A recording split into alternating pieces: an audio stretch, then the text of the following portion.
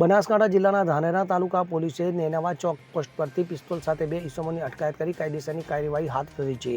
વાહન ચેકિંગ દરમિયાન ખાનગી બસમાંથી પિસ્તોલ સાથે 2 ઈસમો ઝડપાયા છે. ધાનેરા પોલીસે ધાનેરા તાલુકાની નેનાવા ચેકપોસ્ટ પર વાહન ચેકિંગમાં હતી તે દરમિયાન રાજસ્થાન તરફથી આવતી ખાનગી બસની તપાસ કરતા ખાનગી બસમાં બેઠેલા 2 ઈસમો શંકાસ્પદ જણાતા તેમની તલાશી લેવામાં આવી હતી. ત્યારે બંને ઈસમો પાસેથી એક દેશી પિસ્તોલ મળી આવી હતી. પિસ્તોલ સાથે ધાનેરા પોલીસ મથકે લાવી તેમની પૂછપરછ કરતા બંને ઈસમો મધ્યપ્રદેશ હોવાનું જાણવા મળ્યું હતું. અત્યારે તો પોલીસ દ્વારા પિસ્તોલ સાથે અટકાયત કરી કાયદેસરની કાર્યવાહી હાથ ધરવામાં આવી છે, પરંતુ આ પિસ્તોલ ક્યાંથી લાવી અને ક્યાં લઈ જતા હતા તે તો પોલીસ તપાસ બાદ જ બહાર આવશે.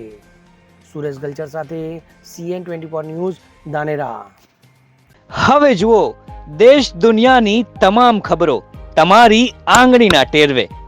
ઉઠાવો મોબાઈલ અને Google Play Store પરથી ડાઉનલોડ કરો અમારી CN24 ન્યૂઝ મોબાઈલ એપ.